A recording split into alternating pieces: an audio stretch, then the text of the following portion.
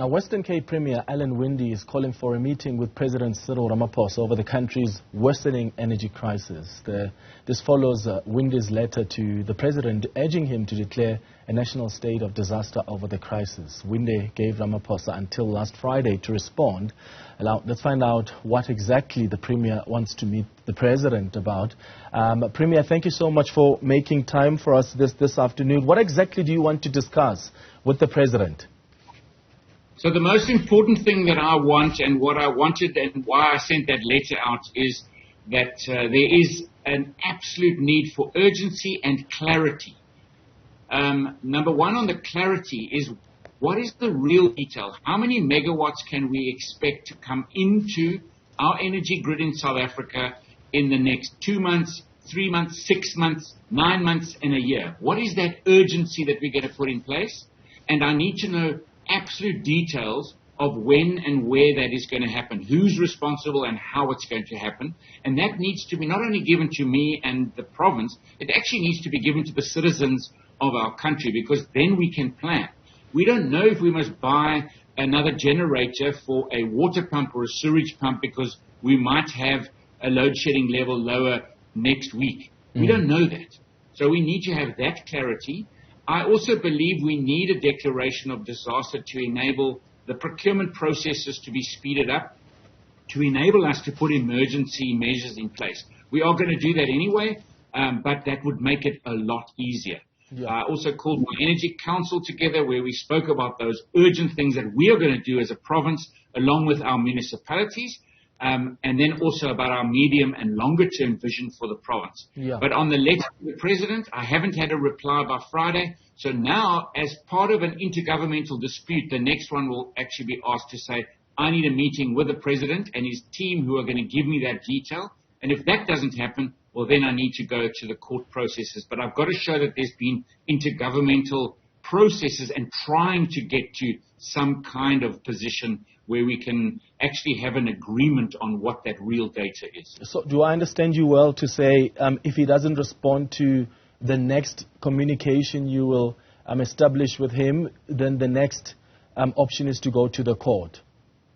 Correct. Okay. Because we need to have open clarity and detail. It can't be vague.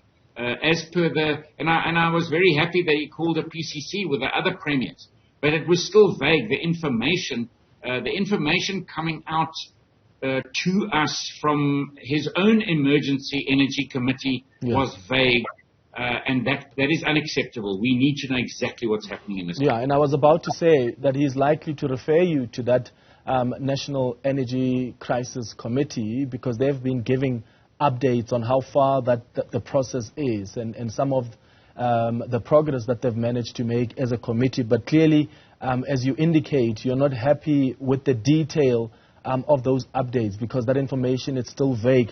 How do you think declaring the national state of disaster will help? Because the crisis committee has indicated that it's already making progress in ensuring that legislation is somehow relaxed so that the procurement processes are not really frustrating the process. So I really don't know how they plan to relax legislation without a mechanism, and that mechanism is a disaster declaration or rewriting regulation and legislation. Now, we all know that legislation has to go through public participation, parliamentary processes. By that stage, that is what my next risk is. By that stage, we will be in a recession. We'll have further poverty because we'll have food poverty. The pricing of food is going to become unbelievable if we cannot solve our current emergency energy crisis. Yeah. What are you doing as the Western Cape to try and, I suppose, be independent of Eskom?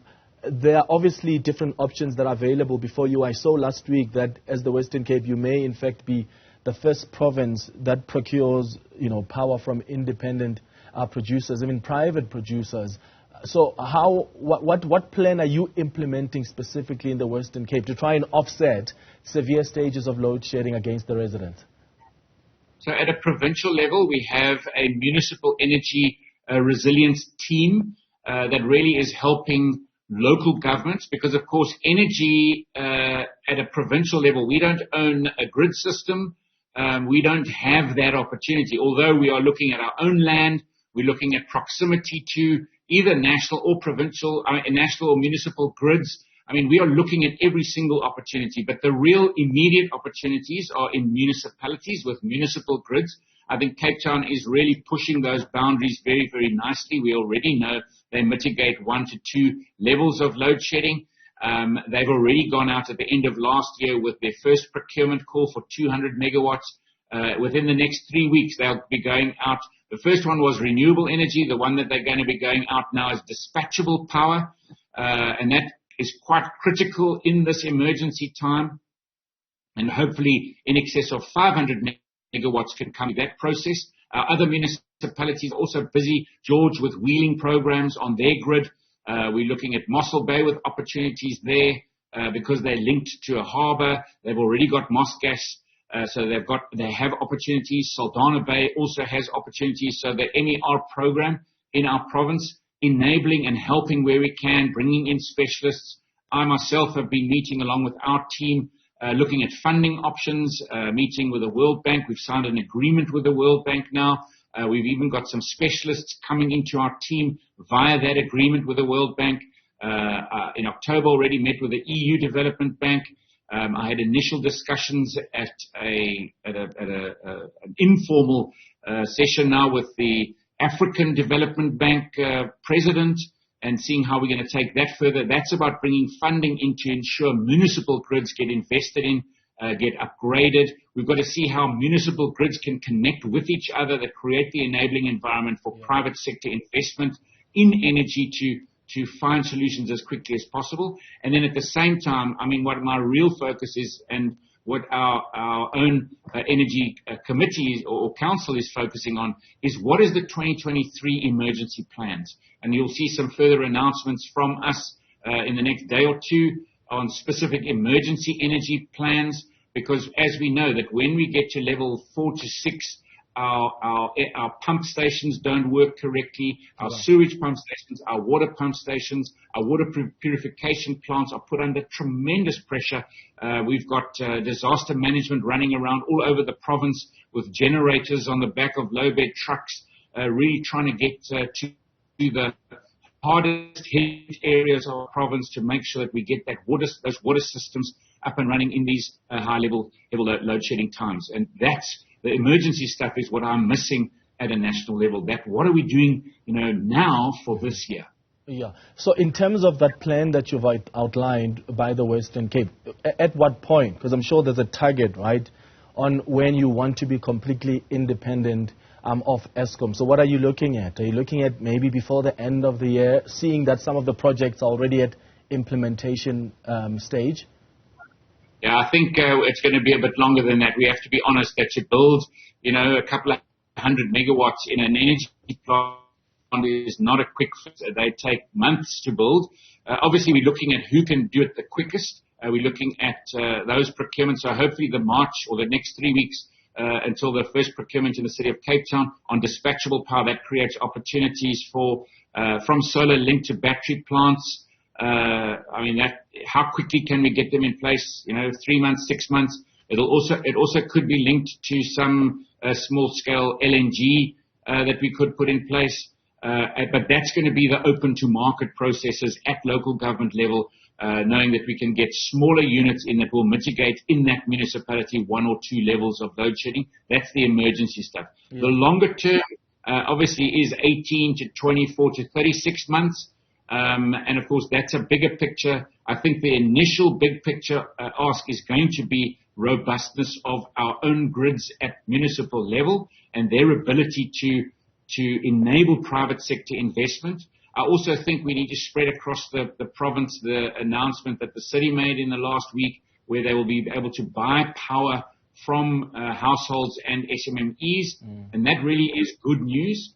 And how do we roll that out to all municipalities across the Western Cape? Because that also could be the mitigation for a whole level of load shedding, or even maybe 2, as we roll out to the rest of the year. Yeah. And then and I haven't got that yet. Our team is busy working on it. What is our long-term plan? We're going to have to do a provincial resource plan and that will have to go out. Will give clarity to investors to say, in this province, there's our vision for 3 to 5 years, and in that vision, do you see yourself as an investor fitting in? Where would you like to connect to the grid in this province? So that then says we will be at 50% energy resilient by X date and at 80% by Y date. And then what would our overall vision be? Do we want to be 100% independent, or do we want to be 80%? And that is the work that's busy being done in the plan at the moment. Just lastly, Premier, from the assessment you have made as the provincial government, like other provincial governments, I imagine, what's been the impact of these power cuts on the economy of that province? How devastating have these been? What are you seeing from your assessments? Okay, so, we already know that, it costs 75 million rand for a stage of load shedding in the province. And so, those numbers we know. But for me, the real data, which they're still busy working on for full clarity, is what is the impact over this year? So, for example, I've asked for more detail on how many companies at the moment are busy applying for processes for retrenchment. I engaged with one company already, and they said to me 5 to 6 businesses are coming to them per day at the moment saying, we need to go into a retrenchment plan for our company. Now, that is what really scares me. In actual fact, that comment from that business was saying to me, they are finding more applications now for retrenchment than they were finding during COVID-19. Now, that scares me. We saw, 180,000 job losses in the Western Cape alone at COVID times and lockdown times. What is this year going to look like with the impact of load shedding? And that's why there's no certainty, because everybody's saying, well, we've heard it before. We've been doing this for 15 years. Yeah. But if we had certainty, and that's the President's letter, if we had certainty that this energy plant will come online in mid this year and it will mitigate 2 levels of load shedding, a business might say, well, I'm not going to go into business rescue. I'm not going to go into a retrenchment plan to kind of save the business. Yeah. And I'm really worried about job losses. Our main staple diet in agriculture, maize, is under tremendous threat because the maize at the moment is 30 centimeters high when it should be 1.5 meters high. I think we're going to miss a major crop of maize. That is going to have massive food inflation and food security costs. I look at what's happening to the protein space with chicken.